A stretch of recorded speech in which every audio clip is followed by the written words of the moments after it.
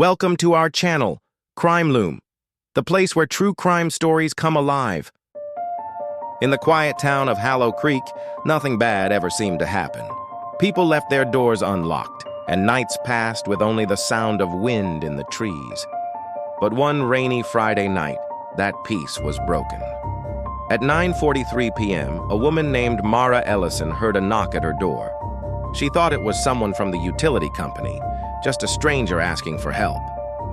Minutes later, Mara disappeared, leaving behind a half-empty mug of tea, a cracked phone on the floor, and one muddy footprint on the rug.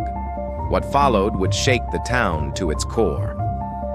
This is the story of the night a stranger knocked, and she was never seen again. Hallow Creek was the kind of town that people drove through on their way somewhere else. It sat between low hills and a slow river, with one main street, 2 churches, 3 diners, and a police station that shared a wall with the library. The town had a fall festival every year and a parade with paper flowers and old tractors. People said it was safe. People said nothing bad ever stayed in Hallow Creek. It only passed through. On a cool Friday night in late October at 9:43 p.m., a woman named Mara Ellison heard a knock on her door. She lived alone in a small rental house on Hawthorne Road, a short street with old maple trees and porches close to the road. Her porch light was out. She had meant to change the bulb for weeks, but kept forgetting. That night, the moon was bright enough to make shadows, and her kitchen smelled like cinnamon, because Mara had baked a pie to calm her nerves after a long week working at the clinic front desk. Her phone showed 3 unread messages from her sister, June, who lived 2 towns over. June wrote about a recipe and a funny video. Mara typed back, "I'll call you in the morning." Then came the knock. It was not loud. It was steady, 3 even taps. She frowned, not expecting anyone. She set her mug down, wiped her hands on a towel, and walked to the door. She checked the time again, 9:43. She didn't have a doorbell camera. She had locked the door earlier, so she looked through the peephole. Outside stood a person wearing a dark hood. The person held a flashlight and a small clipboard. Mara squinted through the peephole. It looked like maybe a utility worker or someone checking meters. She hesitated. Her phone buzzed in her hand and she texted June, "Someone at the door. Looks like a utility worker?" The reply came almost right away. "Don't open. Ask for ID." No one knows if Mara saw that message before she unlocked the door. Neighbors on Hawthorne Road said later they heard nothing strange. No scream, no crash, just the steady sound of rain on the trees. One neighbor, an older man named Harold Pike, said he saw light moving across Mara's living room window around 9:45, as if someone was shining a flashlight inside. He thought it was just Mara looking for something. He went back to watching television. The next morning, Mara didn't show up for work at the clinic. Her supervisor called her phone, but it went straight to voicemail. At first, they thought she had overslept or mixed up her shift. By noon, when patients started asking for her, the supervisor called again, then called June. June tried calling too, but there was still no answer. So she got in her car and drove straight to Hallow Creek. When June arrived at her sister's house around 1:26 p.m., she parked behind Mara's small blue car. The house looked peaceful, untouched. The front door was closed. June knocked several times and called Mara's name, but no one answered. She remembered the spare key under the flower pot. Mara always left it there, even though June had told her not to. June unlocked the door and stepped inside. The house was quiet. The air smelled faintly of cinnamon and the lemon soap Mara liked. In the kitchen, there was a mug on the counter, still with a bit of cold tea in it. The oven light was on, even though it was empty. On the counter sat a folded pie carrier and a sticky note with a small list. Bulb, detergent, stamps. Everything looked normal, except for one thing, the phone on the floor by the front door. The screen was cracked, and there were 2 faint gray smudges on the white case like fingerprints. On the small rug near the door, June saw a faint muddy mark, the shape of a shoe sole. Her heart started to pound. She walked through the house calling Mara's name. The bedroom was neat, the bed made, a half-read book open on the pillow. The bathroom light was off. The back door was locked from the inside. Mara was gone. June stood still for a moment, trying to think clearly. She checked the clock on the microwave. It read 1:49 p.m. She pulled out her phone and called 911. The dispatcher stayed calm, asking questions, promising to send an officer. Within 20 minutes, 2 patrol cars pulled up in front of the house. They taped off the door, walked through the rooms, and took pictures of everything. Then they called in Detective Lena Park. Detective Park arrived around 2:20 p.m.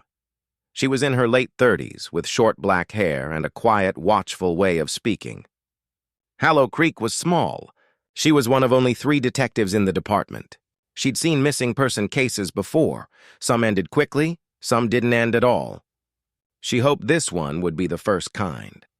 Park walked through the house slowly, taking notes. She noticed the tidy shoes by the mat, the jacket still hanging on the hook, the purse on the hall chair. Everything suggested Mara had been about to sit down, not leave. Nothing looked stolen or broken. No forced entry, no signs of struggle. The only out-of-place things were the cracked phone and the single muddy print. Park crouched beside it and said quietly, "Looks like a man's shoe." Outside, a light breeze shook the maple branches, scattering dry leaves across the road. A few curious neighbors stood behind the tape, whispering. June sat on the porch steps, staring at her hands. She kept saying she wouldn't just leave. She wouldn't. Park told her gently that they would do everything they could. By evening, officers had searched the yard, the nearby woods, and the riverbank. They found nothing unusual. The next day, they brought in dogs. The dogs followed a faint scent down the street and stopped near the edge of the woods where tire tracks cut through the mud. No license plates, no witnesses, no security cameras on that side of town. The only clue was the last text message Mara had sent before everything went silent. Someone at the door. Detective Park saved the message as evidence. She looked at it several times that night, sitting alone in her office. The more she looked, the more one question grew in her mind. Who had knocked on Mara Ellison's door, and why had she opened it? Detective Lena Park returned to the station early the next morning. The case file already sat on her desk, thin and neat, but it felt heavy in her hands. The heading read, "Missing Person, Mara Ellison, age 31. The first report listed the time June found the house open, the muddy footprint, and the broken phone. There was still no sign of forced entry, no sign of a struggle, and no solid lead. It was the kind of case that could fade too easily, and Park refused to let that happen. By 8 a.m., she was back on Hawthorne Road with Officer Ruiz. The morning was gray, the air cool and still. They knocked on every door. Most neighbors were polite but had little to offer. A woman 2 houses down said she heard a car start late that night sometime after 10. She couldn't describe it, only that it sounded old and rough. Another man said he'd seen a stranger in town earlier that evening, a tall person in a hooded jacket, standing near the gas station payphone. The man thought it was odd because nobody used the payphone anymore. Park wrote everything down. Small towns lived on details. People noticed things even when they didn't think they had. She visited the gas station and checked the security footage, but the old camera only covered the pumps. The payphone was just outside the frame. She did find a time-stamped receipt from the station store for 9:27 p.m. Someone had bought a bottle of water and a pack of cigarettes, cash only. The clerk remembered the buyer faintly, tall, wearing gloves and speaking softly. No name, no license plate. At the house, a forensic team returned to take fingerprints. They dusted the door handle, the phone, and the counter. Several partial prints appeared, but all belonged to Mara or June. The muddy shoe print offered more hope. They estimated it came from a men's size 10 or 11 work boot. Officer Ruiz collected soil from the print, hoping the lab might match it to the dirt found near the tire tracks at the edge of the woods. June stayed in town during those first days. She answered every question, handed over photos, and posted flyers. She couldn't stop replaying the last text message. She showed Detective Park their last phone call from 2 nights before. The call where Mara had laughed about burning her dinner and promised to visit soon. June said softly, "She was fine, just tired." She didn't sound scared. Whoever came to the door, she must have thought it was safe. By midweek, Park brought in a search team. Volunteers joined officers to comb the forest north of town. They walked through wet leaves, calling Mara's name, their voices echoing across the trees. They found nothing. No clothing, no bag, no signs of a camp. Only the same tire marks leading to the old service road. It was as if someone had driven in and vanished into thin air. At the police station, rumors began to spread. Someone said it must have been a drifter. Others whispered about a delivery driver who'd been fired months earlier after an argument with Mara at the clinic. His name was Jason Keller. Park pulled his record. He lived one town over and had a history of minor theft and trespassing. She drove to his trailer that evening. Keller opened the door before she knocked. He looked tired, unshaven, and surprised to see her. "I heard about that woman," he said quickly. "I didn't do anything." Park asked where he'd been Friday night. He said he'd been home watching TV. His alibi was weak.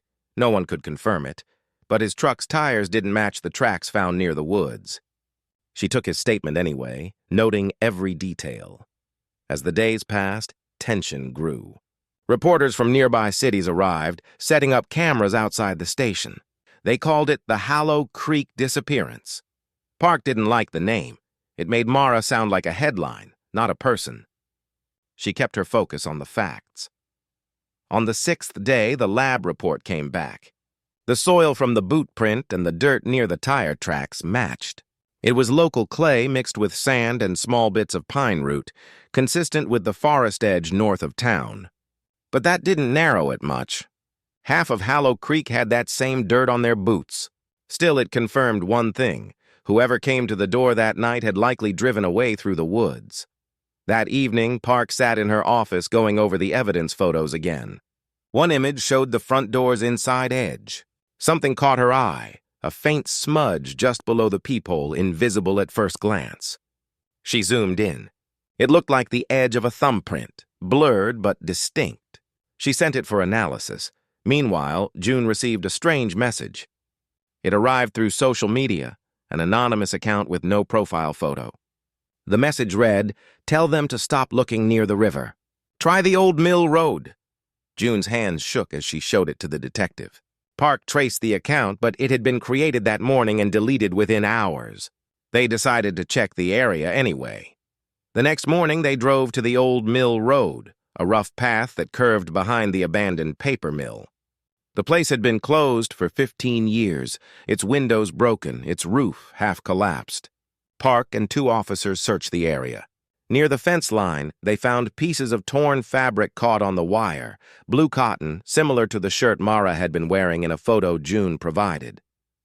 For the first time, Park felt they might be close. They sent the fabric to the lab and kept searching. Inside the mill's loading area, dust and debris covered the floor. Then by the far wall, Park noticed something small and metallic under the rubble. It was a silver pendant, a small circle engraved with an M. She picked it up carefully with gloves and sealed it in a bag. When June saw the photo later, she began to cry. "That's hers," she said. "She never took it off." Park didn't say much, but the weight of it settled on her. Someone had brought Mara here, or at least something of hers. That night, Park stood outside the mill while officers marked the area with tape. The river whispered beyond the trees, and the wind carried the sound of distant traffic. Somewhere a dog barked. The world kept moving, but for Mara Ellison, time had stopped the moment she opened her door. As the investigation deepened, one question echoed louder than the rest. If the stranger had come once, could he come again? The search around the old mill continued for several days. Officers brought in more dogs, crime scene units, and volunteers. The area was large, fields of weeds, broken concrete, and rusted metal scattered everywhere. The river ran behind the mill, slow and wide, its surface dark and silent.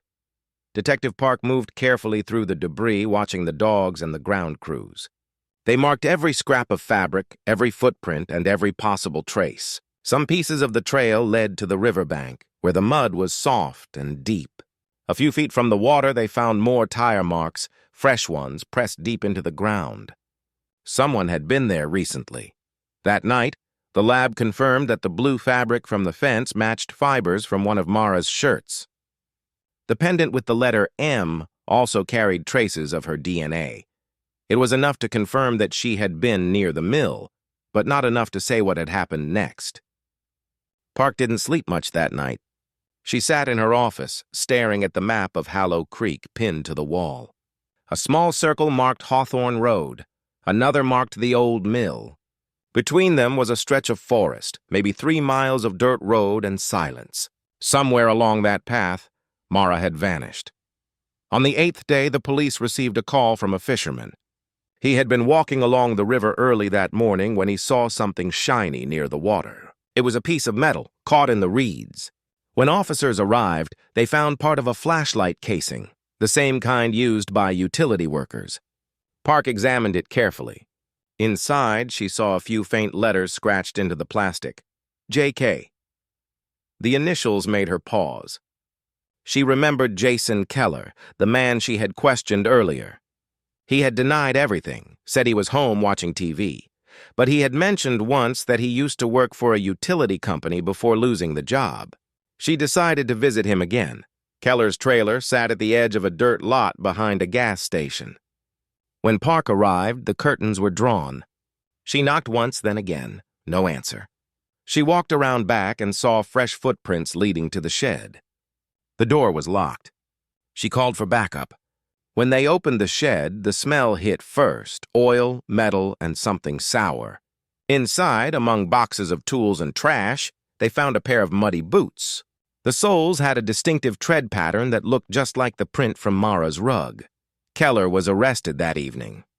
At the station, he looked pale and tired. At first, he said nothing. Then he told a story that kept changing. He said he had been near Hawthorne Road that night, just driving through. He said he stopped because his truck overheated.